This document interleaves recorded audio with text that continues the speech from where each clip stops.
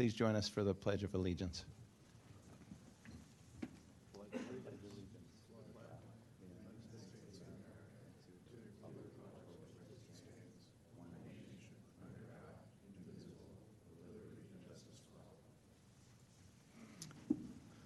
All right, very good. Let's start with the approval of minutes of our March 4th meeting. Commissioners, I'm sure you've read them. Anything come out that you wanted changed? All right, good to go. All right, let me make a motion to approve the March 4th meeting minutes. All in favor? Oh, second by Brubaker. All in favor? Aye. All right, unanimous. Thank you so much. Usually this is the time when I call for public comment. Not sure if the public would like to make any comments on items that are not on our agenda tonight. So I'll certainly allow for that if you'd like. Seeing none, I do want to make a couple of points here. In years past, the Radnor Planning Commission, shall we say, has been a reactive body. And I say this not as criticism of my own commission, but if you familiarize yourself with a Pennsylvania municipal planning code, you realize our scope is pretty narrow, and our work is essentially at the pleasure of the governing body that sits here that we elect. So knowing this, our role to limit ourselves only to review matters in the way of land development and zoning, it's not necessarily a foregone conclusion. And even if it was, it does require continuing education for our board. And these are the things that we need to learn about, such as the legal landscape of land use, trends in environmental protection, other areas. How do we get educated? We get educated by you, the public, right? Amongst other things. And so we invite the public to come in to speak to us about issues that are relevant to you. We also host, at times, bodies such as the Radnor Conservatory. So next month, the Radnor Conservancy, will be here to speak to us about bird strikes and bird-friendly building codes. And these are designed to protect our native or migratory birds from falling prey to commercial buildings. And I will say our ability to change our code is limited. It's highly limited by the MPC. But these are the types of things that the Planning Commission takes into consideration. Why do I mention this? Because this is my invitation on behalf of the Planning Commission for the public to come in front of us and present issues that are important, right? And if it's a matter that's near and dear to your heart, or if your organization has a constituency and the constituency has nexus with zoning, land use, planning, we do invite you to come in and make public comment. So thank you for that. As far as our agenda this evening, the first item on our agenda is 14 Ferriston. We did hear from them on December 4th. They were here. We voted. They appeared in our agenda in error. So they're off the agenda. We will not be hearing from them because that matter is closed. So finally, no, actually, the second item on our agenda is land development application 211-488, 270 Bryn Mawr Avenue. This is Westrum Development.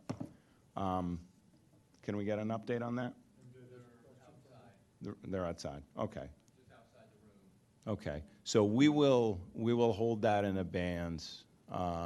And I think there's some question about 14 Ferriston. Yeah. When you say it's off the agenda tonight, can you Please come up.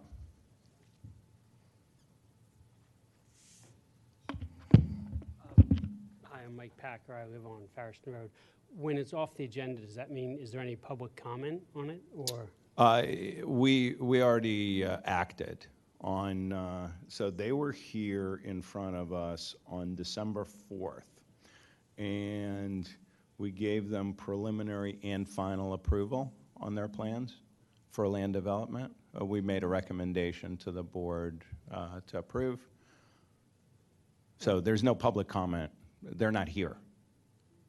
Okay, because it was already Well, we approved. could still have public comment. Yeah, you can still comment to us, but, they're not on our agenda. Yeah, that plan will be in front of the Board of Commissioners in an upcoming meeting, and you could make the comment then. Okay, thank you. Thanks, Mr. Phillips. All right, so we're going to go a little bit out of turn on our agenda, and I'd like to invite 411 West Wayne Avenue. A little bit of context while they make their way here. They were last in front of us on September 5th. They were looking for a recommendation on zoning. At that time, we unanimously recommended approval. On September 21st, the zoning hearing board, they concurred. Today, they're in front of us for land development. Thank you, Mr. Chairman. My name is Dennis O'Neill. I'm a professional engineer with Herbert McCumbie's office. Also with me tonight is the developer, Mr. Zhu, our landscape architect, and our architect for the building. As you said, this plan was before you a couple times before we went to zoning. The site is located in a C1 commercial district. The lot is non-conforming with regard to lot size and lot width as it exists. It is a vacant lot. The applicant proposes to build a 3-story commercial office building on the first floor with living accommodations for the owner of the office on the upper 2 floors. We requested and received variances to reduce the front yard setback, to reduce the rear yard setback, to provide 1 parking space within the 20-foot setback of the right-of-way, and to permit the parallel parking spaces that we show on our plan. We also received a special exception for the 1 space in the front yard. This plan is exactly the same as the plan that was before the Planning Commission in September, at which time you voted to recommend the variances to the zoning hearing board. The plan features a 1-way in driveway on the eastern portion of the property, circling the building and coming out on the western side. It provides the 4 necessary parking spaces for the office use and the residential use above it. The stormwater management has been designed to meet the township requirements. It includes capturing the roof drains and most of the new impervious cover and conveying it into a stormwater management basin below the parking lot. This basin will address the peak rate control for all storms up to and including the 100-year storm.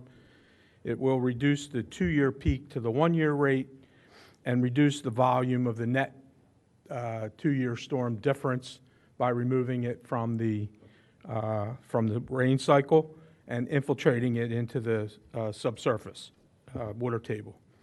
And we do meet the requirements of the stormwater management ordinance.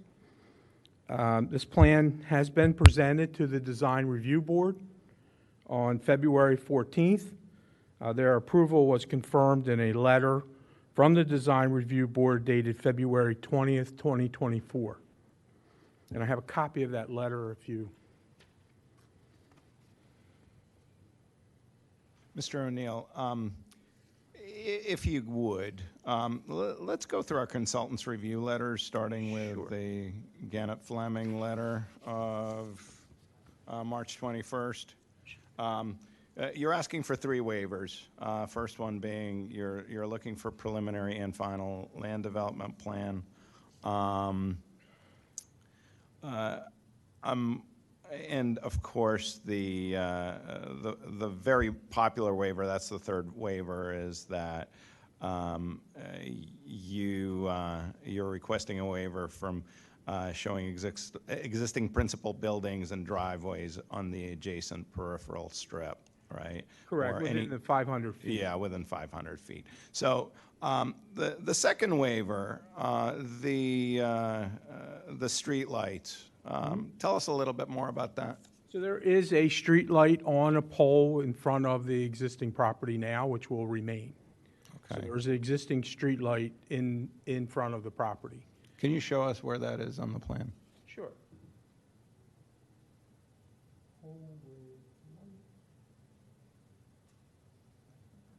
I believe it's this one across, yes, pole with light, it's across the street from our driveway entrance or exit. Okay, got it. So it's across the street. Yes. Got it. On the zoning portion of that letter, talk to us a little bit about the buffer. Sure. So on the plan, on the civil plan, you can see that we're providing 15 feet of green area around all of the improvements. And when the landscape plan was done, the landscape plan noted that there was 10 foot of planting.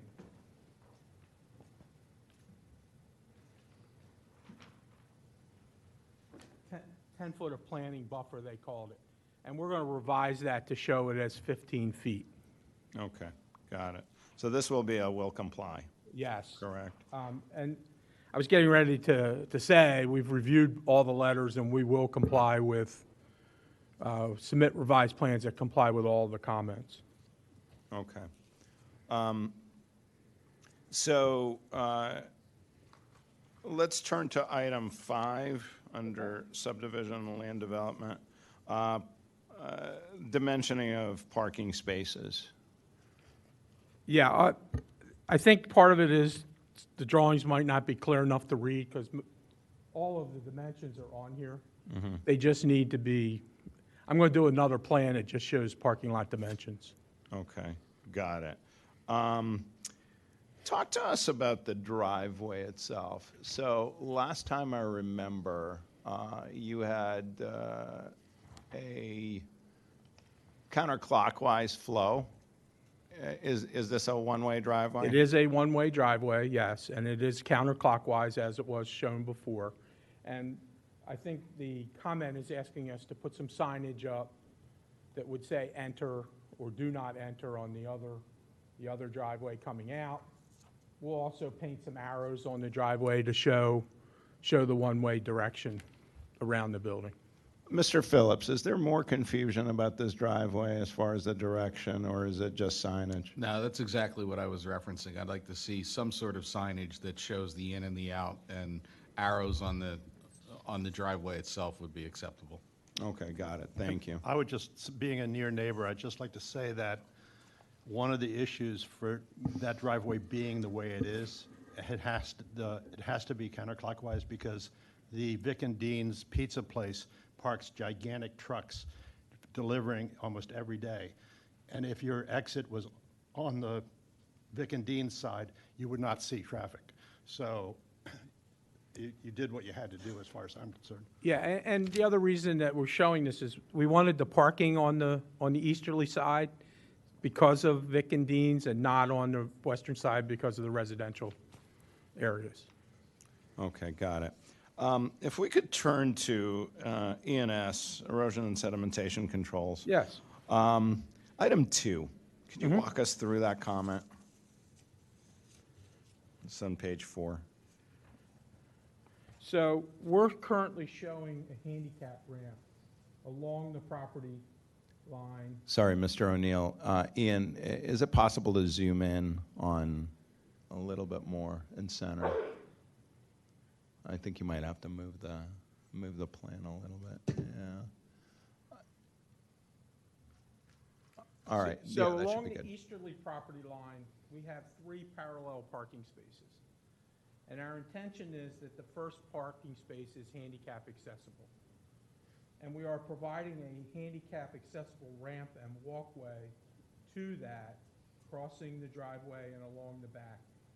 The comment refers to the fact that that driveway or that walkway is within 3 feet of the property line. And that by that ordinance, we can't be that close. So what it looks like we're going to have to do is reconfigure that walkway to the way we provide our handicap accessibility. And we have 2 configurations we're looking at right now, but we believe we can comply with the comment. Okay, got it. That can also be addressed by having the neighbor agree to allow the grading to take place within that 3 feet. So that's just so somebody doesn't come grading across your property line on their, from their side of the fence. So that would also be acceptable. Fine, thank you. And we maintain the grade to be consistent with the existing grade across the way. So we'll certainly reach out to that property owner. Thank you, Mr. Phillips. I appreciate the clarification. Okay, and if we can turn to the Gilmore letters, this isn't, I'm not going to walk through the entire thing, but some items that jumped out at me. We already addressed the internal circulation pattern, right? Mr. Drummond, are you clear the direction and the pattern of circulation? The letter indicates that you're not. Based on what he just said, I believe I am clear on it, and I do think it's appropriate to add some signage and flow arrows to the driveway to show how the circulation's proposed to proceed. So basically a signage and maybe arrows on the pavement, is that? Correct. Okay, got it. With respect to parking, Mr. Drummond, comment B, same section, show all proposed parking. Are you satisfied with the way that the parking is depicted? Not currently. I would like to see some type of striping to delineate the parking spaces. Okay, all right, so that comment still stands. Got it. Yeah, and like I said, we'll prepare a parking. I'm going to take the parking lot area out and blow it up and put it on a blow up on the plan that shows the dimensions, the lines, the painting and the striping and stuff like that. Okay. Does your positioning of the actual parking spots, is it contingent on the sidewalk that we're talking about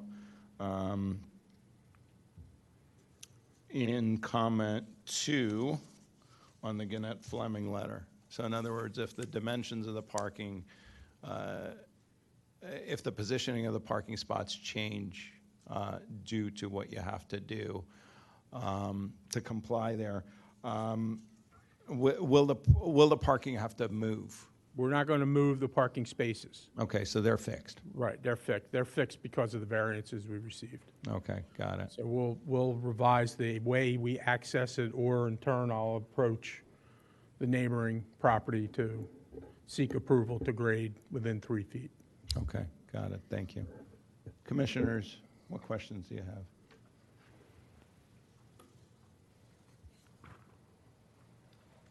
Okay. Mr. Phillips, do you have any additional comments? No, I'm good. I've had a number of meetings with the applicant's engineer, and, the stormwater meets the ordinance, as he mentioned earlier, and I'm comfortable with the waivers, and if they will comply with the other issues in my letter and also Mr. Drummond's letter. Okay. Mr. Drummond? I do have one question. Can you explain where the garage entrance is and how that could be impacted by the parallel parking? So the garage entrance is along the upper rear corner of the building. There is a full lane width through the parking space. We've done a turning movement. I think it's a little hard to see on this plan, but there's a turning movement that comes in to the garage. They would have to back out into this lane and then go around the counterclockwise out. So we'll put the turning movements on there. We're also going to post a sign, no parking in front of the garage, because I thought that was part of your comment, was to make sure that nobody parked there in front of it. So we'll post a sign, no parking in front of garage. Thank you. It's interesting that your landscape plan includes a car that's going clearly in the opposite direction.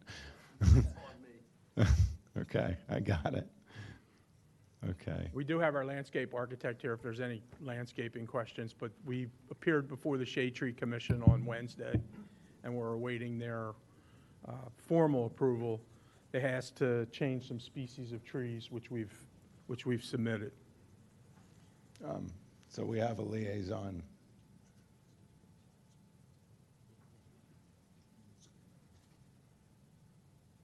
We have our planning commission liaison here. Do you care to comment, Commissioner Gullis?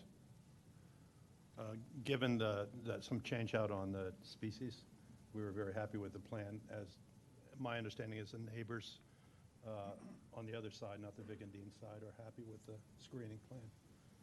Okay, got it. Mr. Norsini, one last shot here. MJ, I have a question too. Please.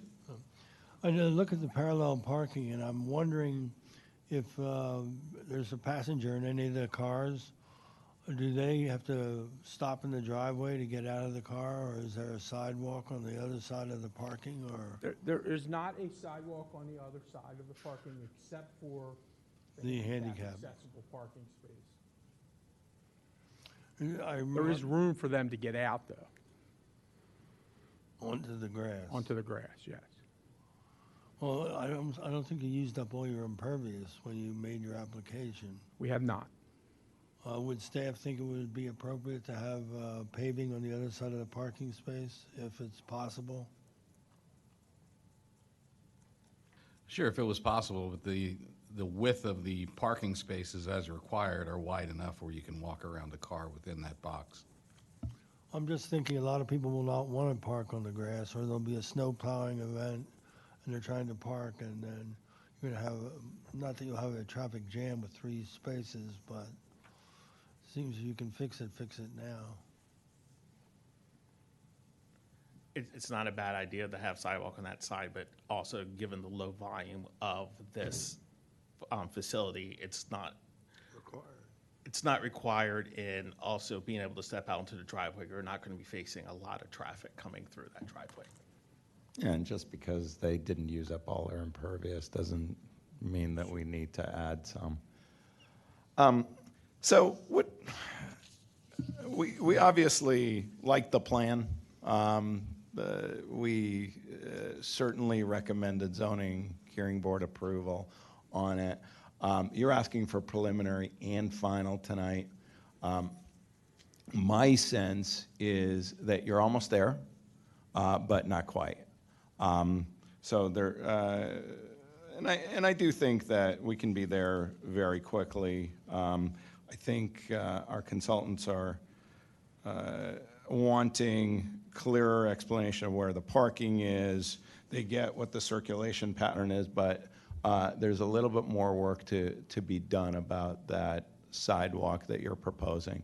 So in my opinion, and we're going to call a vote today, is maybe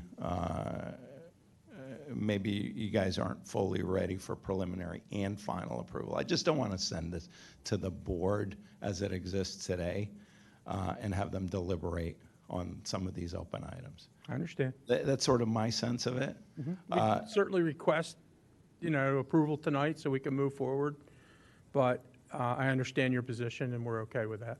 I'd like to give you the choice. We could try a vote, or we could perhaps table, and maybe you can clean up some of the items and come back and see us. Could we give them preliminary? I was going to say, could we move for preliminary? If that's- Can I make a suggestion, Mr. Chairman? Yes. So, for preliminary final, if you were to give them a conditional approval that they have to clean everything up, take the review letter down to nothing, so to speak, it comes back through the consultants, and we wouldn't let it go to the board until that point in time. Maybe that moves them along. So the planning commission could say, You must comply with those letters.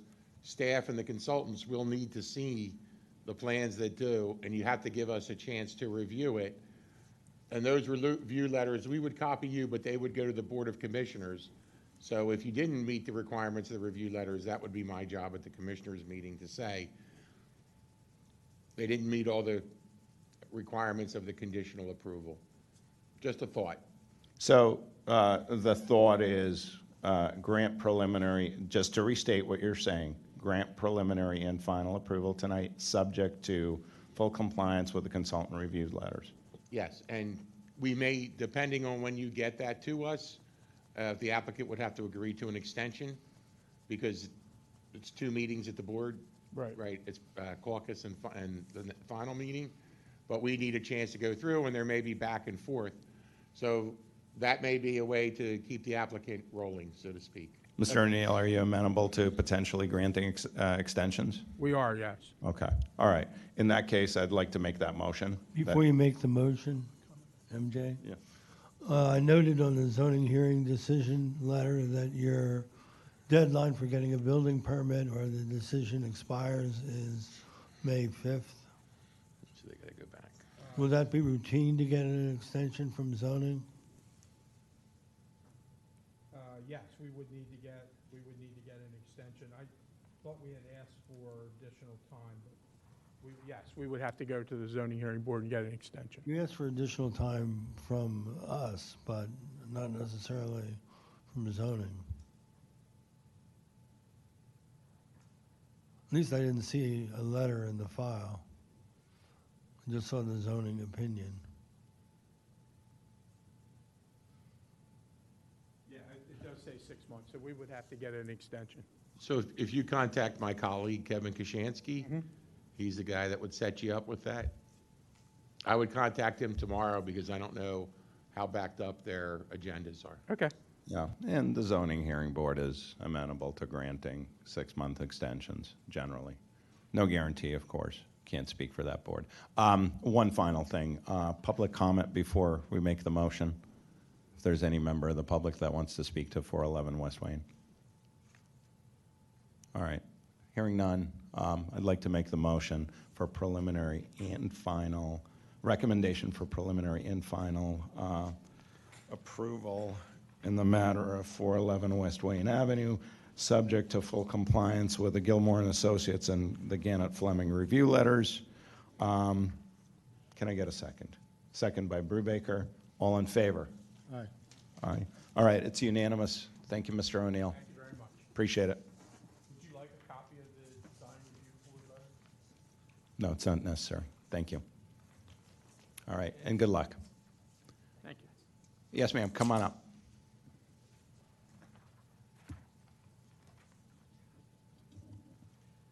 Hello, I'm Jerry Heldring. I live at 34 Ferriston Road, and there's just some confusion, and I just want to ask a question, if I may.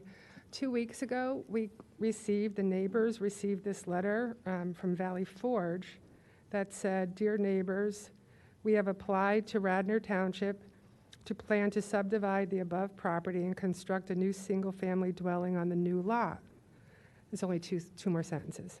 These plans are available for public viewing in the engineering department. These plans will be reviewed by the Planning Commission at a scheduled meeting on Monday, April 1st. Planning Commission meetings begin at 6:30. So, and they told us, so we were confused when you said something was voted on. And what our biggest concern is the sidewalks on Ferriston Road. And obviously, if anybody drives there, we have severe water issues and backup. And now they're going to put another house, and we already have another big house. So we're just confused how it could be voted on if we were just notified a week ago. Sure. So I'm going to answer my part of it, then I'm going to flip it back to our township engineer, Mr. Norsini, for a more detailed explanation. So 14 Ferriston has been in front of us a couple of times.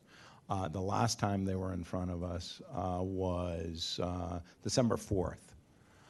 And we discussed the sidewalks at that time. What we did was that we voted for preliminary and I believe final land, preliminary and final land development approval at that time. Tonight, they appeared on our agenda in error, and Mr. Norsini will explain the error and what happened. Well, before he does that, just one second. Don't you have to notify the neighbors if you're going to subdivide a lot so that we could speak beforehand? Why are they telling us now? I mean, I think that this is kind of, the horse has already left the barn. I mean, we So, should- so 14 Ferriston Road has been on our agenda on the last two times. It was on December 4th, and the time before that, they were in front of us on September 5th No. when we tabled them. So my understanding is that the public should have been notified But both we of weren't. We them. just got the letter. We all just got the letter. I have all the neighbors texting me as I'm standing here. So- And this is from Valley Forge. So this plan had already gone through that process back in the fall. And as the chairman just mentioned, it went through that process, and I believe November and December, and was in front of this board and was recommended to move forward. In cleaning up their letters, and you heard her speak earlier tonight about review letters, the landowner had cleaned up the review letters and resubmitted the plan to be ready to go in front of the Board of Commissioners. We mistakenly put it in the queue for the Planning Commission and went through that process again when it didn't need to go through that process. So that is, everyone was notified back in the fall for. The neighbors weren't notified. Yeah, actually they were. No. I have the records of that, yeah, so. Do you have a copy of, I mean, the neighbors are here. I don't We think- had neighbors at one of our prior meetings. The notice did get, you may not have noticed it or received it, but I know that notice was out because we did have neighbors at the first time this was before us. And we took those comments into consideration when we had them go back and revise the plans, and then they came back again. And there's still, that's all still preliminary because we're the Planning Commission. They're going to the Board of Commissioners, and that's where you really want to show up and give your comments, because Okay. that is who decides whether it goes or doesn't go. Yeah, this plan will be scheduled for a future Board of Commissioners meeting, probably sometime in April, I believe, one of the meetings in April. And you could then come out then, and they'll do what's called a caucus, where the first night that it's in front of the commissioners, they'll discuss the plan. And then it'll go a second time in front of the commissioners for a vote. So both of those opportunities you'll have to come in and speak and discuss the plan with the commissioners.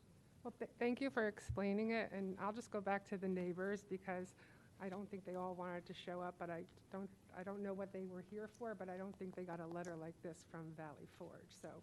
But we'll be at the next meeting. Question is, how will we know about those meetings, though? That's a great question.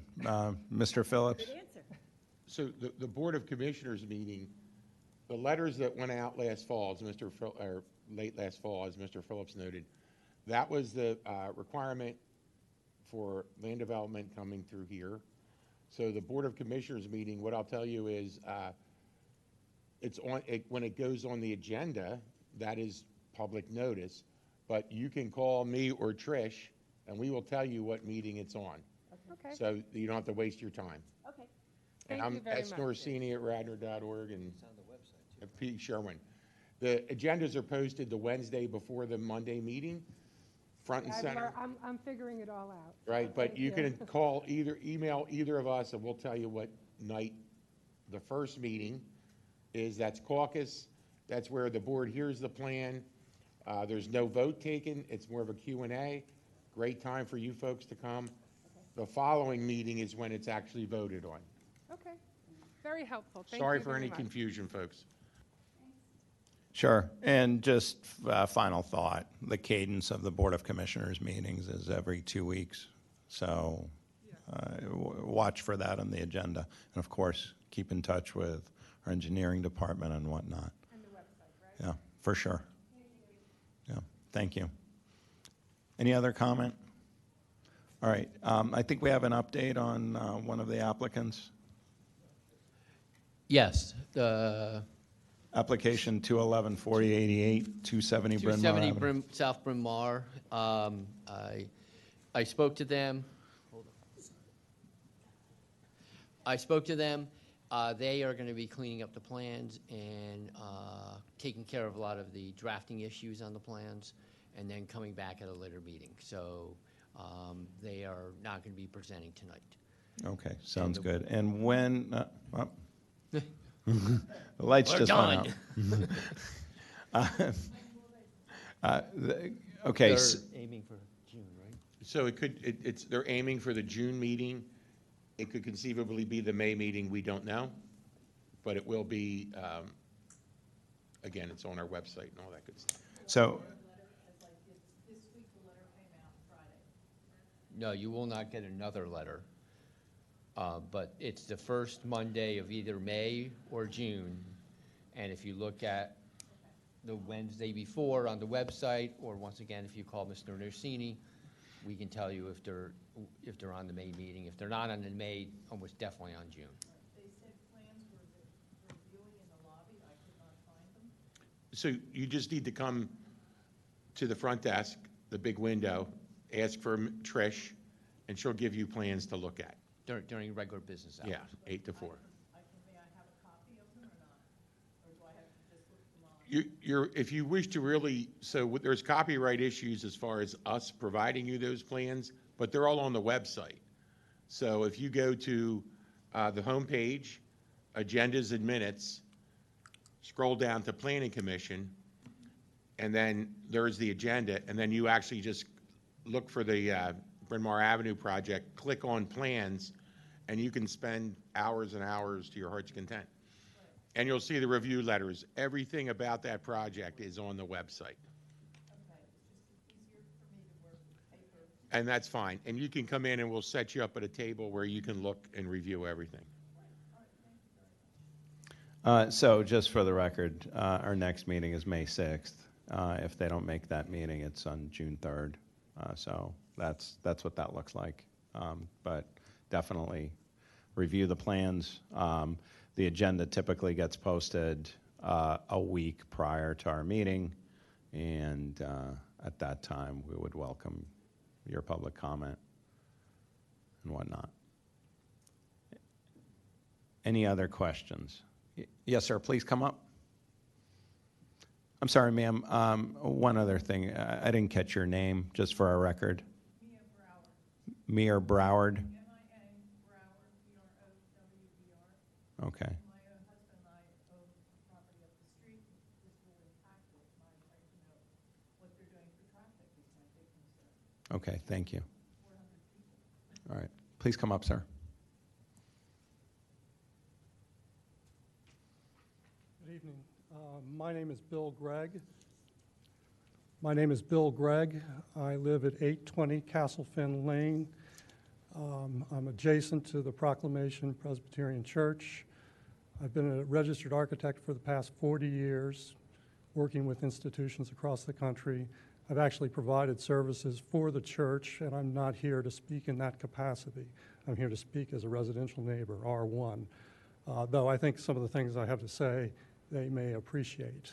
One thing I did notice, because I did come in last week and look at the plans, and I've seen them online, and I've been following this project, as you may know, for the past almost 2 years.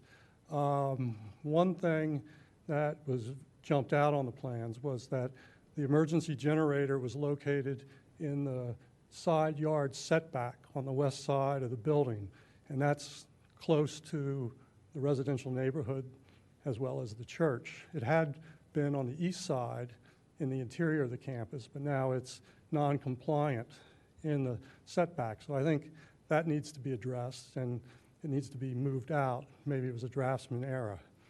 There was no indication of the dumpster enclosure location. That's very important.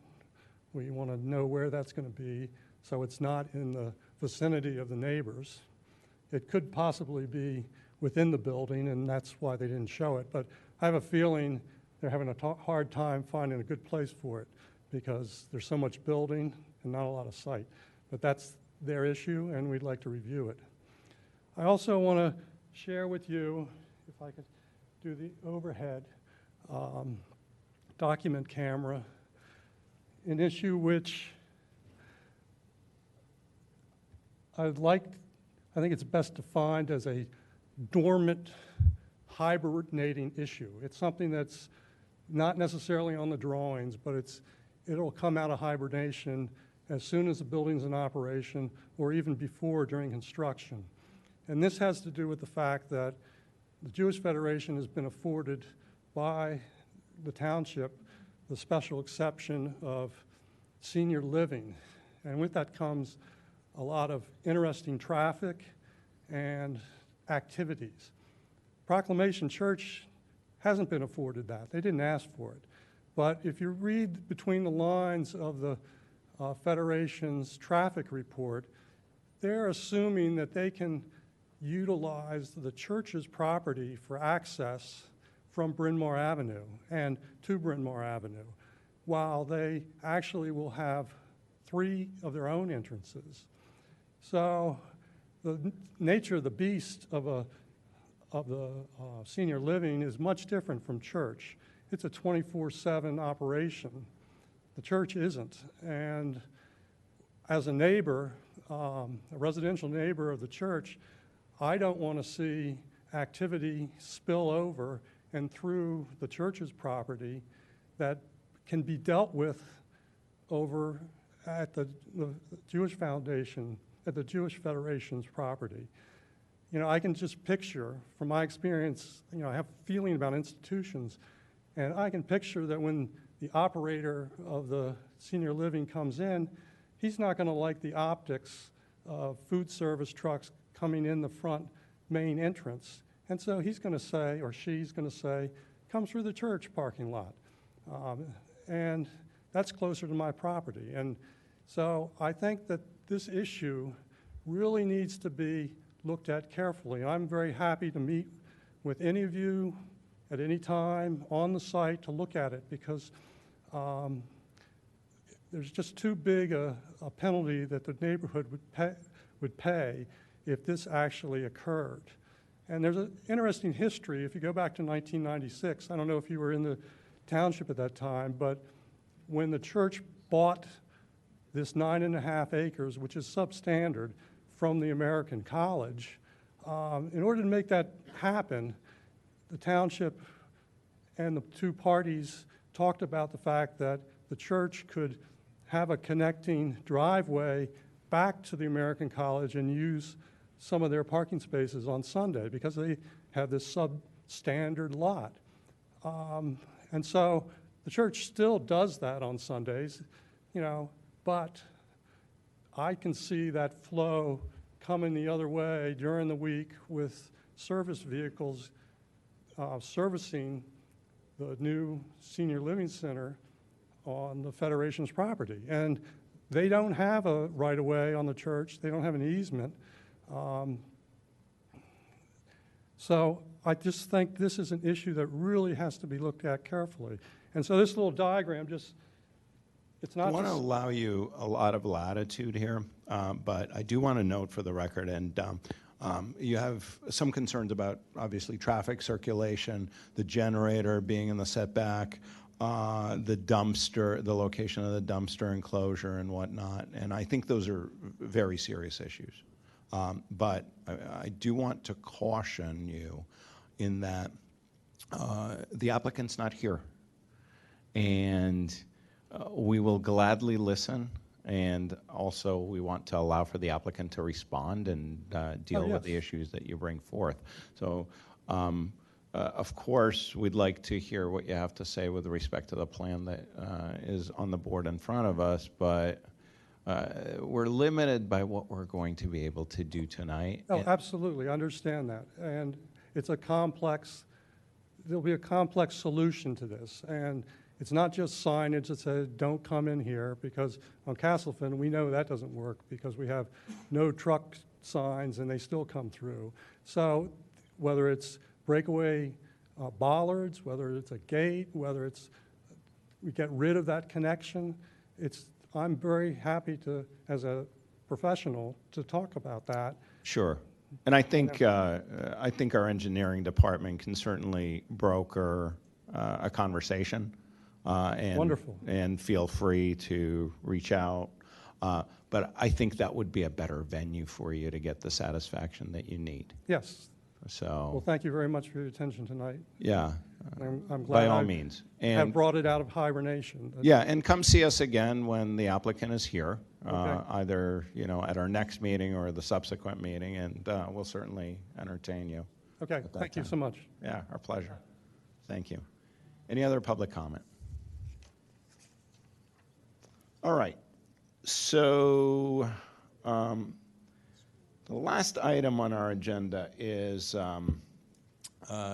as I mentioned in prior meetings, Radnor is undergoing a comprehensive plan review process. So Adam Texa is here from FHI Studios. He's going to give us a short presentation of the existing conditions and trends. Keep in mind that what he's presenting tonight is going to, is also partly been presented at other times. So there's a presentation that you can watch yourselves at radnor2035.com. And he also presented in front of the Board of Commissioners as well. So this is the at least the third go-around. It is. Appreciate you coming. Thank you very much.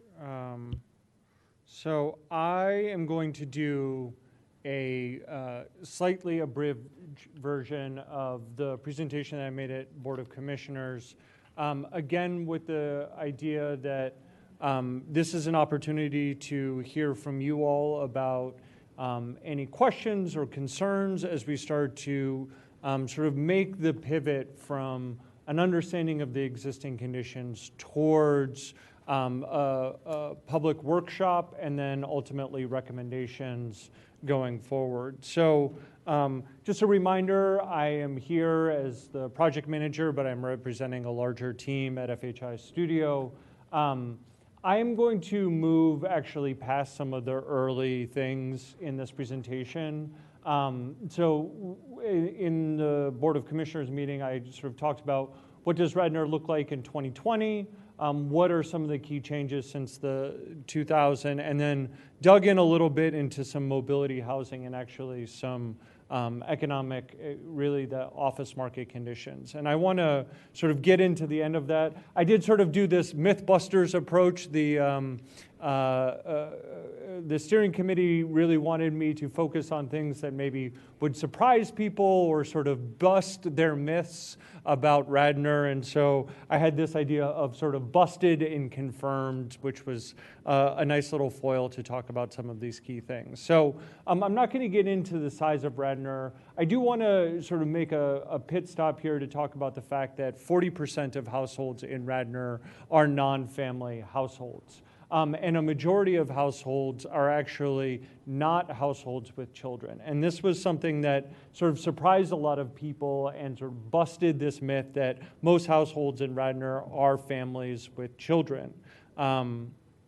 Again, Radnor is very well educated, a relatively wealthy and affluent community, but there are about 18% of households which are earning below $75,000 a year, which is about half of Radnor's median income. So about 1 in 5 households. Mr. Texa, Yeah. when we talk about those 18% of households that have a median income under $75,000, are we including the student population? No, so that's a really great question. So the census groups students into group quarters. That's what they live in dormitories. And so the only students who might be included in this would be students who are living in off-campus housing. So that's a relatively small percentage, but they are picked up as part of the census in that respect. But if we go back to this, there are about 75,000 students who are living in group quarters, which is what the census designates as dormitories. So they count for our population, but they don't count in the other statistics such as income and age? They don't count when I'm referencing household data. So they do count when they talk about sort of general population statistics, but we specifically used household data because it helped us sort of separate out that student population from the rest of the sort of year-round residents. Okay, got it. Thank you.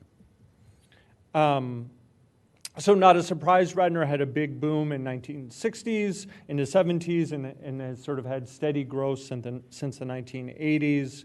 One thing that I think is important to be paying attention to here is that although there's been sort of steady growth, there has been a pretty significant change in terms of the age cohorts. So basically what you're seeing here is as that boomer generation has aged, so this is looking at 2000 to 2020, that group of people between the ages of 55 and 74 has grown pretty significantly in Radnor. And you've seen a decrease in the number of people who are in that sort of 20 to 54 age group, that sort of millennial Gen Xer population. And so something to really pay attention to, especially as we start to think about household needs going forward.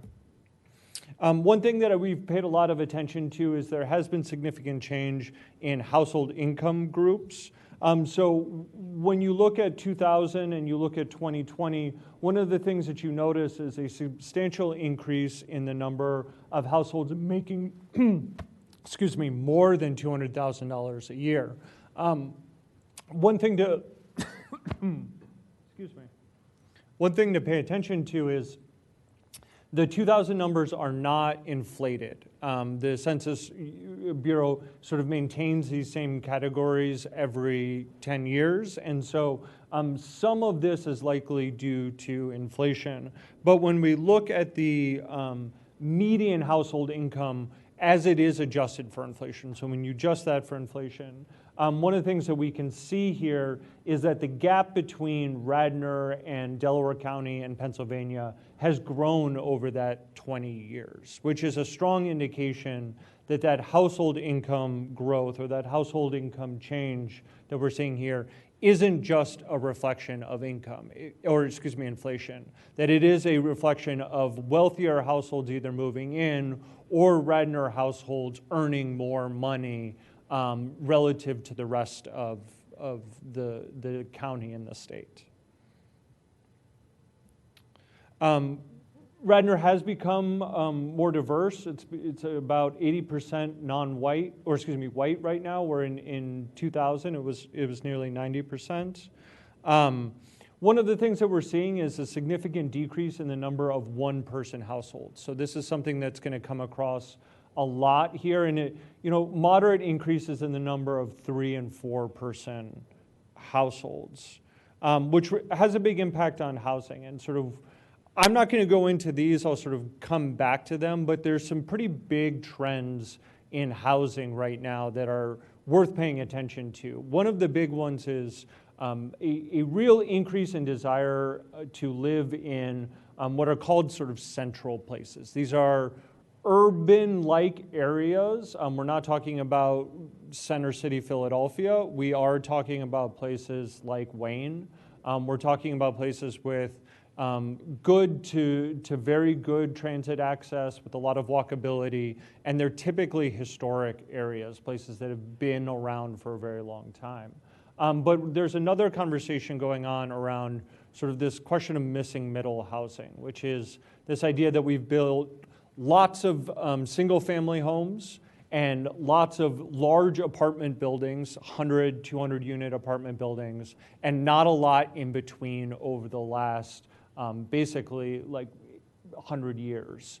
And so that has resulted in a big gap in the housing market that is one of the reasons why we're sort of facing some of the affordability issues that we're experiencing right now. I know this is in the data, but Yep. Are we talking about affordability of housing to buy or housing to rent, or both? Both, and I'll get into that in a little bit in this data. But one of the interesting things that we're seeing sort of regionally right now is housing is just more expensive relative to incomes. And it doesn't matter if you're renting, it doesn't matter if you're buying, it doesn't matter if you're at the top of the market, at the bottom of the market. It's sort of affecting everybody right now, which is interesting, and it's changing some of the conversations there. So one thing to really be paying attention to is 35% of Radnor households rent. And so that sort of busts this myth that Radnor is a place where everybody owns their home. One thing to know that renter-occupied housing tends to be a little bit smaller than owner-occupied housing in terms of the number of people who are living in it. And one interesting thing that we've seen over the past 10 years is that there has been a pretty significant increase in the number of family married couple households and a decrease in the number of households essentially living alone. So if we go back to that statistic about the decrease in the number of one-person households, it's something to sort of, there's a corollary there, there's a connection there.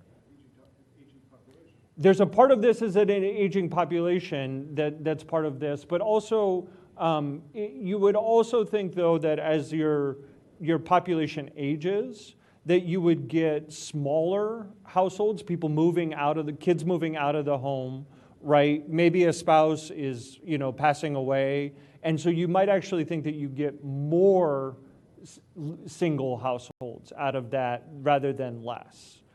So there's this sort of interesting thing that's happening where we're getting more married couple households. And when we dig into the data a little bit more, one thing that's really interesting here is there's been about a loss of about 1,300 non-family households over the past 10 years. That has disproportionately affected households where the primary householder is over 65 years or between the ages of 15 and 34. So we heard about this in the survey data a little bit, which was people saying that housing costs are pinching older residents and younger residents more. And so there's a sort of indication here that there's some validity to that those groups are actually shrinking faster than their share of the population. Rather than affordability, and I don't think this data set would indicate this, but in terms of older households, what we've encountered as the Planning Commission is that we're working on two developments right now that address the need for housing for seniors as they age. Is it possible that the answer is not affordability? Is it possible that we just don't have the facilities for the people who are 75 and older? That's a second. So there's sort of this double piece of it, and I think that's a very good point. There's certainly a question about, and we heard that, and I presented that last time, there's a question about just, are there the units out there that are the right fit for your population as it ages, right? So like, can a empty nester, couple find a place to locate? The younger side of this though, the loss of the 15 to 34 is also probably part of that. But the fact that both of those are decreasing without substantial losses, as far as I know it, in terms of the stock that's out there, indicates that there's also probably a cost associated with that. So it's yes and, it's both, I think, or indications of that, I should say. Sure, and my other concern is for the folks that don't require assisted living per se, but require more one-floor living. There's not an incredible amount of that kind of housing that addresses that at a price point that's high enough that individuals who have larger homes can move into.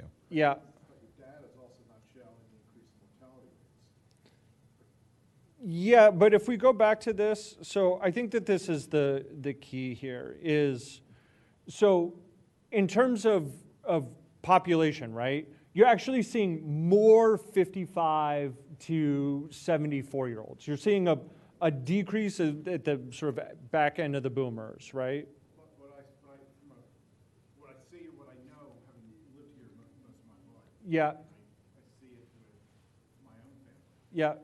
Where kids move out of the house. Mom and dad still stay there. Mom and dad still get older. One of them, unfortunately, passes on.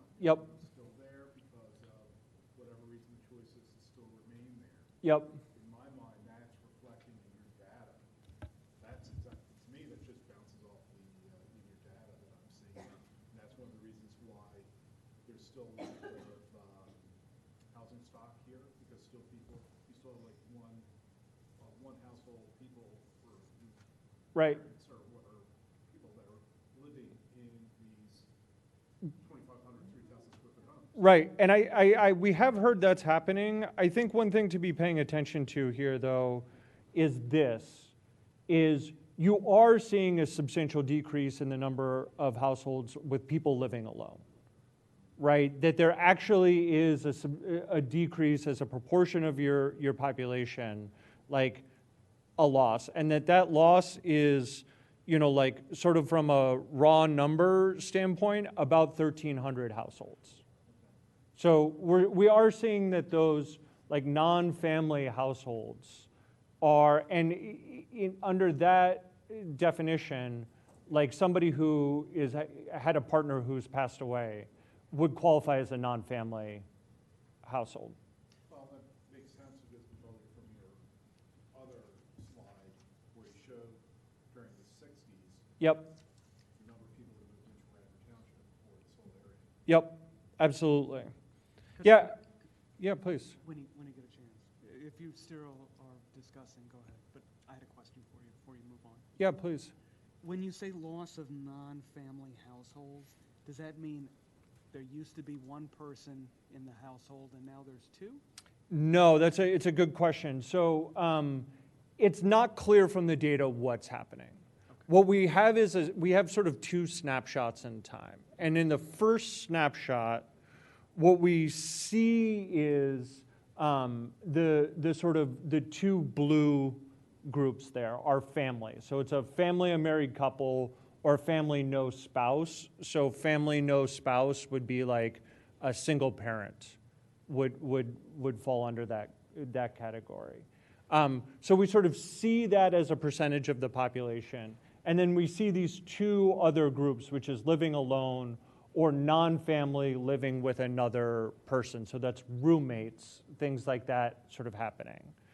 And we get two pictures of it. But we don't know if, for example, those people who were living alone in 2010 got a partner, right? Somebody moves in, exactly. Then they do count as that 2020 right. group. That is a possibility that happened. So if you look at it in aggregate, though, the data still shows more people with, it's just the gentrification of the community. The community's getting younger. Yeah, well, the community is getting in this weird space where it is both, it is aging, and getting more wealthy, right? And that is, so we're trying to read the tea leaves a little bit through this data. There's certainly a part of getting older where your income increases, right? Especially in a community like Radnor. That is certainly something. A little bit of the problem with sort of totally buying into that narrative is that when you retire, that income typically goes back, right? You don't start, your income doesn't continue to go up through retirement. And that loss in that sort of 35 to 54-year-old group there, those are sort of prime working years, right? So you do have less of those people in the community than there were 20 years ago. So let me just ask you a question. If you have a loss in the 35 to 44, yeah. you have a gain in the 55 to 64, yep. and that's over a 20-year period. Yep. Is that just the people that have lived here and didn't move because they like it here? It is exactly that. The question becomes, as you start to think about the next 10 or 20 years, so if each of these sort of moves forward 10 years here, right? You are going to look at that sort of 35 to 44 relative to 2000. You are going to continue to have a deficit in working age residents compared to 20 years ago for the next, for the next 20 years. Like that's going to continue, that sort of process is going to continue. But if you have the 55 to 64, and as they continue to age, they'll sell off to the new 35-year-old But family who will move in and do the same thing. there's going to be a little, so this is, I think, a little bit of what you're, maybe a different way to think about it is, in your 2000 comprehensive plan, right, they should have predicted the situation you were in. They should have seen all these boomers aging into a different housing market and predicted that you were going to have a issue or demand for more diversity of housing types, right? As this goes forward, though, you're going to have this sort of reverse of this question that happens when the millennials and Gen Xers continue to move forward. Where are they going to go? So I think the question is, how are we going to be able to retain our 10 to 14 or 15 to 19-year-olds so that they carry the torch? Right. It doesn't appear that we're retaining them very well at this time as they age into 20 to 54, right? Yeah, that is a question, and you have not made up for the loss essentially in your boomer generation from the Gen Z and the millennials that have not backfilled in for that. But they're in school. So they'll go to college, and then they'll determine, where they're going to land. Right. But I mean, we're not looking to retain the 15 to 19-year-olds because they're going to go on to school. But theoretically, they've got to come back. Somebody's got to come back and fill in. I don't think there's any issue of filling in the housing. I mean, as soon as the people, that are aging out decide they are going to sell off and go to some kind of different housing, whether it's here or elsewhere, there's a demand that they're buying up the houses. That's why the prices are so high. So I would say I'm not sure if the dilemma is that we can't fill the housing or that we can't fill the age groups as these age groups all slide forward. My contention would be that if you look at Radnor, there's not really much senior living, if you want to call it senior living, in Radnor. Yeah. There is a lot of senior living within a golf shot of Radnor. Like, yep. I could go to Devon, I can go to King of Prussia, I can go to Rosemont, or not Rose, but the Lower Merion piece of Radnor, and I could hit a golf ball from Radnor to senior living. Yeah. I can't picture a great senior living community within 1908, within Radnor Township property. Yeah, I think that is sort of looking out 10 years. I think that certainly over the next 5 years, you are going to see an increased interest in senior living, people who want to stay. And that's going back to this sort of housing conversation here, which is, I didn't touch on, but there has been a trend towards what's sort of called luxury age-targeted development. Mm-hmm. And I would not be surprised that over the next, 5 to 10 years, you start to get applications for things that don't necessarily look like what your traditional retirement community would look like. It's going to likely take a slightly different shape. So if we can just go back, I want to reframe this a certain way before we move on. Yep. With the, yes, that chart right there. The point perhaps isn't that, we want to transition our 10 to 19-year-olds to the middle group where we're losing the population. The point is, number one, the reason why we're seeing the applications that we're seeing, whether it's 1001 Eagle Road, 60 West, which is, I know it's a condo, it's not assisted living, but it is definitely age targeted, as well as 270 South Bryn Mawr Avenue, the Westrom development, because there is obviously demand in that curve. But this is a great slide, but I think one thing I'd be really interested to see is like you have the 35, actually it's the 25 to the 44 age groups, basically leave it, right? What would be interesting to see is how much of those folks are in rental properties, or conversely, how much of this is just strictly on for owned properties, non-rental. Because here's my thought, just know from my own practical experience with my kids going to school. Yeah, In a lot of the communities for rental or living in the rental, pure apartments. right, A lot of them are in medical. A lot of them are doing some sort of research, so after they conduct their studies, either down at CHOP or Penn or wherever they may be, right, they're part of mainline health, they're leaving. They're going right. to another community as their career progresses. The reason why they're living here is because of the wonderful schools that we have in this community. Right. So I think in my mind, it would still be interesting to see this slide, and I would bet my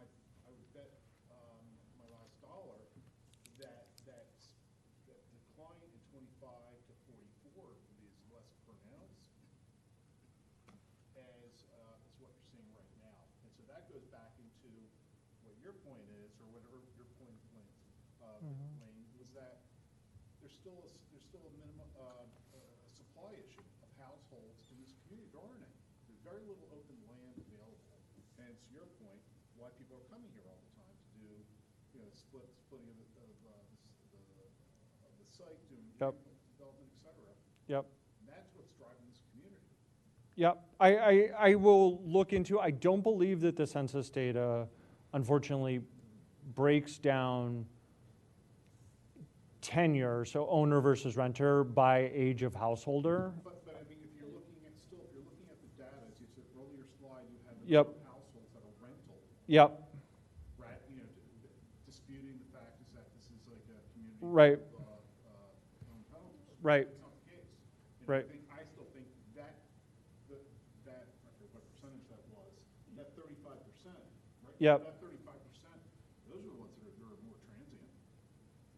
Right, and we can look into that a little bit. We can sort of dig into that a little bit. So I want to kind of get into some of these housing things because I think it is important here. So this is a little bit more to this conversation about renter, and one of the things that sort of surprised me here is that one of the biggest shifts that we've seen here is a 78% increase in the number of married couple families who are renting. So this is a raw number increase. And that group... Just to clarify, that increase, that 78%, that's between 2000 and 2020, is that what that's Sorry, on your- poorly labeled slide, 2010 to 2020, so over the last 10 years. So we are looking at basically a significant shift here in the rental market. What used to be, not married couples, renting, they made up 21% of renters. They now make up 40% of renters. And this is something that I think is really important to pay attention to in the larger housing conversation, which is there is a increasing group of people who are lifelong renters. They're stable, they're going to stay in the community for long periods of time. They are looking at, but they do not see home ownership as a pathway for them, for whatever reason that is. So another thing that I think is important to pay attention to here is how long people have been living in their home. So I think it's worthwhile to note here that I always have to do the math on the fly, but we're talking about 75% of households who were in Radnor when you did your last comprehensive plan have moved from where they were at that time. So only 25% of the people are in the same house that they were when you did your last comprehensive plan. We don't have any good data about inflow and outflow of moves. The IRS only reports at the county level. The census doesn't ask. They only ask this question, how long have you been living in your current home? But there is some indication that, people who have been here 6 years or fewer, or been in their home for 6 years or fewer, is actually higher than in the county, that there's more turnover in Radnor than at the county level, which sort of indicates sort of more change in the community than at the county level in terms of households. Is it possible to parse the data between owned and rental? Unfortunately not. Okay, got it. This is, again, sort of the only level that this is reported at. Okay, something to keep in mind, and I think I brought this up in prior meetings, but with multifamily, there is a turnover factor. Yep. And certainly we're very multifamily heavy. Yep. Yeah, I mean, you are about, Can kind model of going this back to this, you're about 4 percentage points more renter than the county at that. But I think it is worth paying attention to there. But could you read? Your point earlier on about the number of number of rental households, that is, there's been nationwide, it's been a paradigm shift. That is a bona fide asset class. Yep. More and more people are embracing, as you said, it's like the younger generation, millennials, Gen X, whatever it may be, it's a lifestyle choice, but that also is just a nationwide trend. Yeah. Is what's going on. Yeah, absolutely. And I know we're not discussing King of Prussia, but King of Prussia, from my understanding, over the last 10 years, added 3,000 rental units and probably about 150 single-family homes. Yeah. Could you just restate the comparison you did? It was before the comments, but it was your last comparison between Radnor Township and the county. And Yeah, so the dark blue is Radnor Township and the light blue is the county. right. And so if you look at those sort of two graphs on 6 to 3 years or 2 years or less, what that's saying is that sort of more people in Radnor than in the county have lived in their home for 3 to 6 years or 2 years or less, sort of indicating. I thought you said the opposite. Yeah. Thank you for the question about clarification. So let's get into a little bit of the housing affordability question. So nationally, this is an issue. Obviously, you're all familiar with this topic. One of the sort of simple, easy ways to look at this is to look at median sale price to median income. So this is a way of thinking about it. If you're right in the middle, how much could you get for what you were earning? And what's been pretty clear is that, over the past 20 years, there's been a substantial increase nationally in the ratio of sale price to income. So you can get less with what you're earning, essentially, in the median. Rents in Philadelphia have both gone up. I will say I pulled all of these two graphs from DVRPC. They've done some really great reporting on this. That's all available on their website. So when we look at, starting at sort of housing prices in Radnor over the past 10 years, one thing that we sort of see here, which is interesting, is a big increase in the number of homes that are valued over $1 million, and a significant decrease in the number of homes that are valued under $250,000. Again, these are not adjusted for inflation. You would expect. Right. Well, we'll get into that. And unfortunately, you can't adjust these for inflation because they're category groups, and so assets are gonna move in between them. It's just where the data sits. But if we look at median monthly owner costs, and this is adjusted for inflation, there has been a significant change between Radnor and Delaware County and Pennsylvania. So the difference between, and these are in 2020 dollars, right? So these are adjusted for inflation. The difference between sort of the median monthly owner cost was about $1,100. It's grown to $1,800. So that's, again, the middle group, which is an indication that this sort of loss of, sort of lower cost housing and increase of substantially higher cost housing is not just a reflection of inflation. I'm going to skip over some of these rental costs or going into too much detail here, but the key thing being here is that remember that median household income in Radnor's about $150,000. But you have about 20%, 18% of your households who are making about $75,000. These are median rents for a 1, 2, and 3 bedroom unit in Radnor, and sort of the affordable yearly income for a household to do that. So, you know, a 3-bedroom unit is sort of out of reach for that $75,000, more within reach for a 1 or a 2-bedroom unit. But when we look at housing to income ratio, again, sort of the median income and the median household value, one of the things we're seeing again is that between 2000 and 2020, there has been an increase in that ratio, which again, in Radnor, the median household is not going to be able to afford as much in terms of housing as they once could. One of the interesting things is we seem to have seen a sort of spike in 2010 and a kind of pull back over the past 10 years, but still an increase. So if you look at page 37 in your presentation, and the data, the DVRPC data is interesting because it goes to 2023, not 2020. Yeah. It appears that we're back where we started in 2010 as far as affordability, right? There is an indication that we are, yes, that these are outdated, and we are more likely to be closer to those 2010 numbers right now than 2020 numbers. Okay.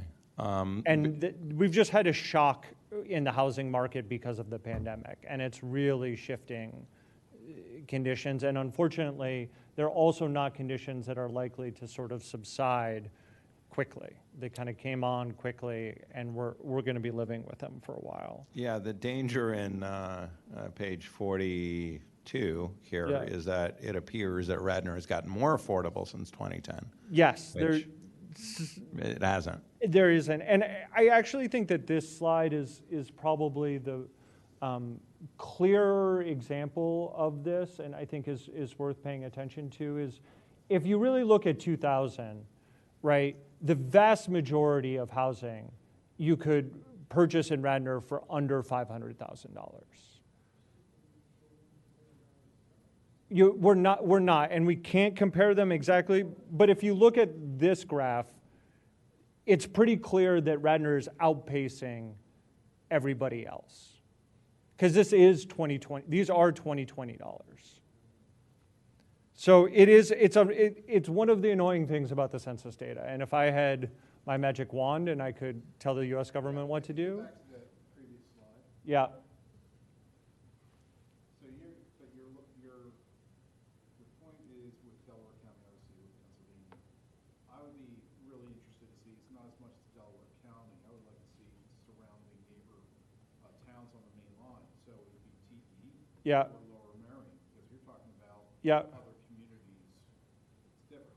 Well, I will say this. I don't think that Radnor is alone in this. I don't think that you are, exclusive. I think that this is an issue that, quite honestly, like. But my point is that if you look at it to either TE or Lower Merion, the line is similar to Radnor's line. Probably would be parallel.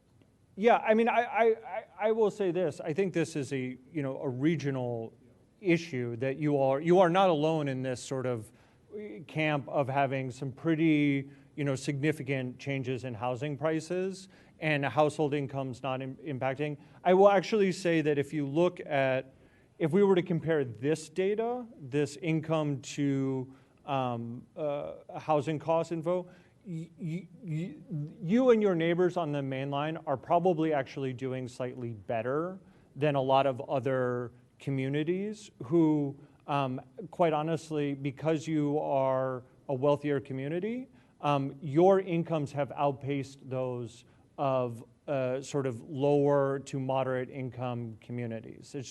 It's a fact that higher incomes earners have increased their incomes at a faster rate than the sort of median. So I want to get back to this, and this is a little bit of this question about cost burn. So the best data that we have about affordability is this measure of cost burden. So this is a statistic that HUD uses, a statistic that the census uses, which is when a household is spending more than 30% of their income on household costs. So that's all in, rent, utilities, HOA fees, all your taxes, all your costs. And they break it out with households with mortgage, without a mortgage, and renters. And what's pretty, stark and worth paying attention to here is more than half of your renters are cost burden, okay, and have consistently been so. But one thing that you're also seeing here is that the number of people who are cost burden are increasing. And it might surprise people to realize that, about 1 in 3 households with a mortgage are cost burden, right? Spending more than 30% of their income on housing costs. So I'm going to skip over some of this. I do want to pay attention to this work from home data because I think it is something that's going to be, I think you all are going to start to see a lot more of. Radnor is sort of the quintessential community to have a large share of people work from home. Sorry, your headline here in 2000? I think that's yes, 2020. it should be 2020. This Okay, is one mistake. Thank you. So in 2020, 21% of workers said that they work from home. That's an increase from 7% in 2010. The New York Times has been doing some reporting on this, but basically higher educated individuals are significantly more likely to work from home at least some of the time, but especially full-time work from home. And I would not be surprised that over the course of the next 5 years, especially in some of the multifamily applications that you're going to be getting, you're going to have to try to figure out whether this is an office or a bedroom. Because property owners are going to start to recognize that people who are working from home 2 or 3 days a week are going to want some sort of space, right? It may not be a full bedroom, but they don't want to be doing it at their kitchen table. They don't want to have their bed in the background. They don't want to have that virtual background. They're going to want to provide that as some sort of amenity. And likewise, you're going to start to have these questions maybe in your smaller applications about like how many bedrooms are we actually talking about in this building? And there may not be an easy answer to that question. I'm not going to get into the mobility stuff in too much detail, only to just pay attention to the fact that essentially, as far as we can tell, all the people who started working from home were the people who were driving to work alone.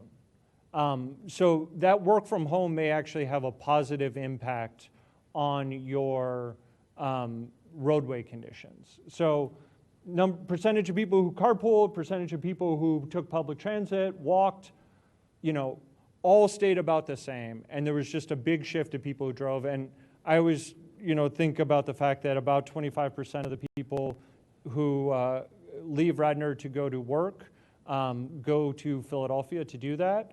And if you've ever had to drive into Philadelphia during rush hour traffic, you would work from home too.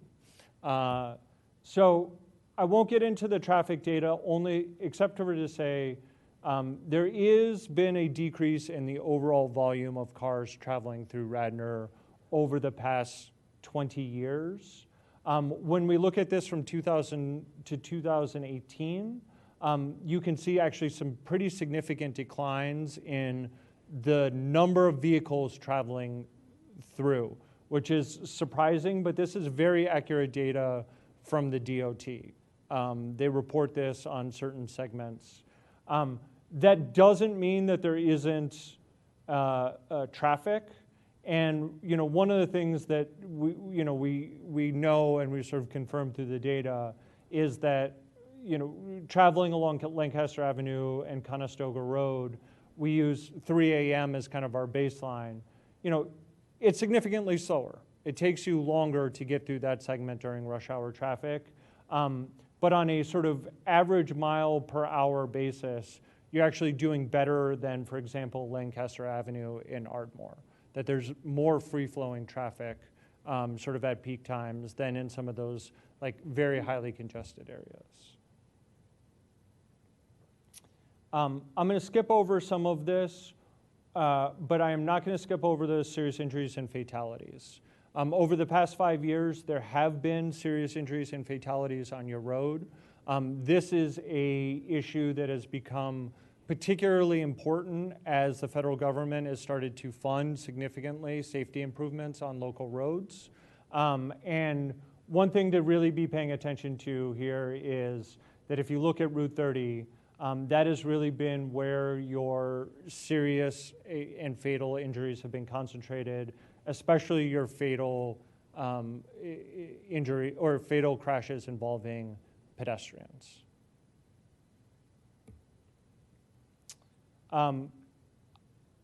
I will just encourage you to look at your trail network, your greenways and trails plan. It is, I know you all have been working on it a lot. I won't get into the details, but we are paying attention to it. The last thing that I want to just kind of focus on here is the office market conditions. So if you've been reading the news and you've been sort of paying attention, there's been a lot of conversation about the condition of office and what's happening, and there's been, you know, a lot of sort of doom and gloom out there. For what it's worth, you're sort of in a very interesting position, as I'm sure many of you know, that Brandywine owns about 65% of the land that's dedicated to office. Yeah, Brandywine Realty, thank you. Brandywine Realty, you know, also has a even larger outsized share of the value of land that is dedicated to office in Radnor. Despite the fact that in the greater Philadelphia region, you've got about 25% vacancy in the office market as of sort of the end of last year. The Radnor vacancy rate, the Radnor main line, which is a slightly larger geography than you, is at about 11%. And conversations with Brandywine Realty have indicated that they have signed leases, they are sort of confident about where they are in terms of vacancy and don't anticipate a significant, you know, decline in the occupation of their space. They are experiencing, and I want to be clear about this, there is a difference between rented space and use of that space, and they are seeing declines in the use of space, but they are also having people essentially lease the same amount of space. And as far as we can understand, part of that is a recognition that nobody knows where things are going, and there's a little bit of defense being played. Hey, we want to hold on to this space for another 5 years until we sort of understand where things sit. Yeah. But the big thing is you still command very high rents per square foot relative to the sort of greater Philadelphia suburban office market for office space. So I would say that the office market is in trouble, is sort of a busted myth out there. I will say this, I don't think anybody knows where the office market is going. You are going to see continued consolidation of office space. I would not be surprised if Brandywine Realty starts looking at their assets there and starts to think about how they're going to reposition over the next 20 years, because they're going to be thinking very critically about sort of, okay, we're good for 5 years. What does 10, 15, and 20 years look like at these assets? So I'm going to stop there because that was a lot. Full presentation is at radnor2035.com. Yeah. So, Mr. Texa, we appreciate you coming in, seeing us. Obviously, there's no statutory requirement for you to visit us. Nope. We do appreciate it. However, I do want to thank the commissioners for a lot of great questions tonight. Could you just tell us, for the listening audience, what's the next step in Great question. Radnor's comprehensive plan process? What does the work of the steering committee look like, and how can the public participate? Great, that's a really good question. So very shortly, we are going to be announcing the public workshop. So this is going to be an opportunity. We're looking at the library as a venue for that because it's ADA accessible, it's sort of centrally located, and it's going to be an opportunity for people to come. We're going to do a combination of activities. Likely some like boards, some open houses, some things for people to talk, but also some facilitated conversations, some discussion so that people can kind of engage on some of these more meaty topics. So we're looking to do that by the end of next month. We're trying to basically beat the school clock because we know once schools get out, everybody goes to the shore and goes on vacations, and we lose everybody for the summertime. So we'll have that meeting, and then we will be going sort of over the summer through developing preliminary recommendations and then coming back to various boards and commissions for conversations about that. What is your overall goal of all this? This is great. This is fantastic data, by the way. Yeah. Fantastic presentation. Yeah. Well, what is your overarching goal with what your scope of work entails? Yeah, so the key thing that we're doing here is sort of setting a framework for the next 10 years of policy decisions. One conversation that Steve has been sitting in on and Kevin has been really clued me in is that your zoning ordinance needs a lot of work is been the sort of a gentle way of saying it needs some pretty heavy re-engineering on it. And so this comprehensive plan is sort of the foundation for a lot of that work. The other thing to be paying attention to here is your comprehensive plan can be a very good tool. There was Bill White made a really good presentation at the Board of Commissioners the other night about the capital improvements. And you have this massive list of projects. Steve, how many dollars is it? Tens and tens of millions. Tens of millions of dollars. Unfortunately, comprehensive plans almost always identify more projects, not less projects to a budget, but it can be a foundation for prioritizing that work and thinking about how are you going to spend especially your capital dollars, not your everyday operational dollars, but your capital dollars. And then finally, one of the things that I always try to do with this comprehensive plan work is to set you up for grants to go after money. The DOTs out there, the DVRPCs, they're always asking when you go in for money, is it in your comprehensive plan? So we like to put things, specific projects that you all know need to, move forward into that work, or begin to set the framework for how you could do that going forward. I also want to mention that some of this work doesn't begin when the comprehensive plan is finished and approved. Some of this work is already in progress. Yeah. I know Commissioner Kim's not here, but out of the discussion that Commissioner Golis had in front of us in February, that Commissioner Kim signed on with, our Board of Commissioners just approved the filing of a grant application for a redevelopment plan, or at least not a redevelopment plan, a master plan of the WBOD, which if we receive that grant would represent a $100,000 investment by the DVRPC in our community, which is fantastic.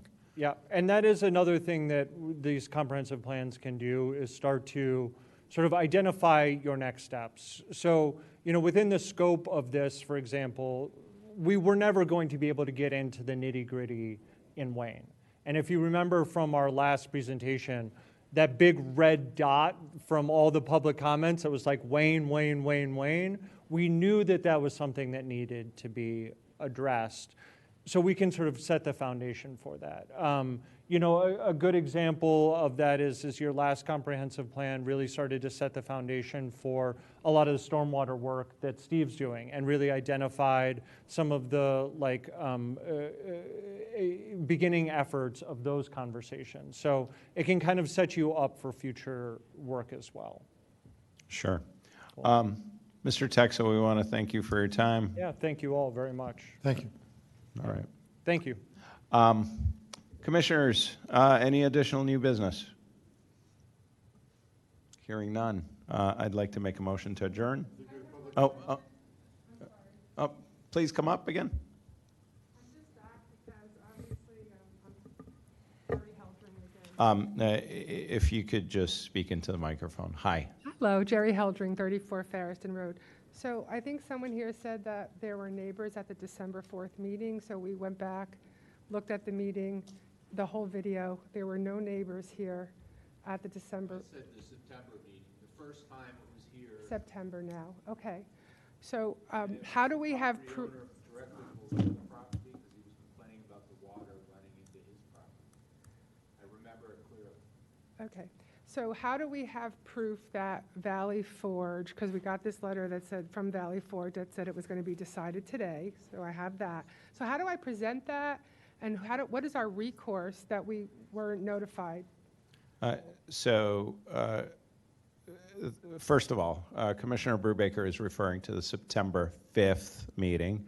September 5th, okay, we'll go look at that video. Okay. Yep, it's definitely available on YouTube, just for everybody's understanding of where that is.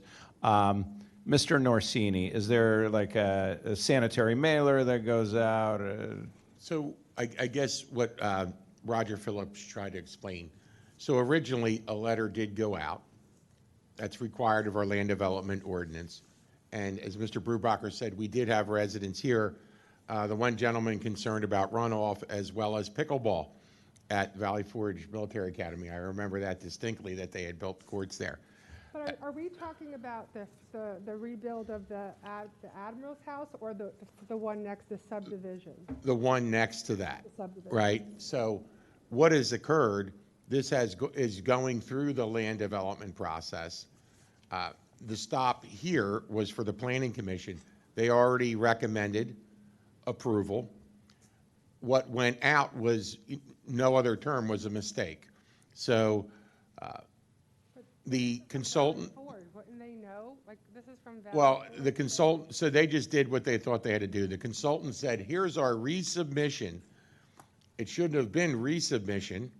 It should have been, here's our submission for your Board of Commissioners. So there was a few errors, error on our side, error on their side. And I apologize for that confusion.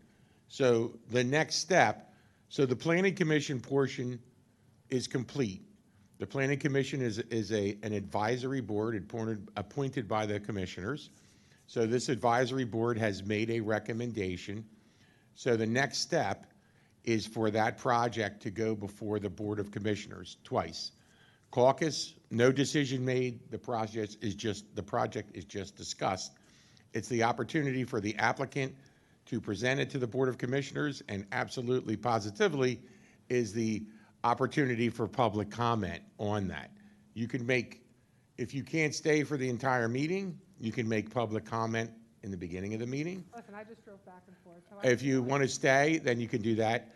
The following Board of Commissioners meeting is a vote, and that's where they would vote on the project. So just so, because someone's asking, so what we see in here, you have all approved what you've kind of sent it up to you've approved it. Yeah, we recommended approval. That's correct. That does not mean it's going to get approved, but we gave it our stamp. It was unanimous. I'm sure the neighbors are looking at Yeah, this. we solicited public input at that time. We're sorry you weren't here. Yeah, there's like 9 neighbors on that side of the street. I happen to be one house over, so I didn't get notified by Valley Forge, our nice neighbors, but, and I live on Ferriston, but every neighbor who got this letter, for the record, never received notification from Valley Forge that it was being presented between you guys to come. So I know you're saying someone was here. Maybe maybe they said, hey, I went to a house party and he was talking with Rockwell there, and they were talking about splitting it up, but not all the neighbors went and no one got a formal letter. So just to clarify, if you look at our agenda on September 5th, there is a section there. It's in the documents. There's number 11, notification certification. This is a document that was filed with the United States Postal Service by the Radnor Township Engineering Department. It lists all the recipients of the notification at that time. Perfect. So just pull that up. hopefully it'll have everybody's name on there. Excellent. And that happens. Very helpful. I think that'll give you direction of where to go. Perfect. For Thank sure. you. All right, I'm sorry, I'm leaving now. No, please. We appreciate. We just have serious, I mean, I wish we just have serious water issues and ponds that form on Ferriston Road, so putting sidewalks in and houses is really, if anybody drives around Ferriston Road, you see the damage we have there. It's, the one house has one drainage and it fills up. So this week when it's raining, drive through Ferriston Road and see what you approved. We definitely appreciate your concern. We welcome public comment of any variety. Certainly, the next stop is Board of Commissioners, I the heard. Board of Yes, Commissioners. thank you. Thank you. All right, thanks for coming. Any other public comment? I know I've been moving it very quickly tonight, so I apologize. Hearing none, last chance. All right, let's. Second. There you go. Thank Stand you. to go. Good night.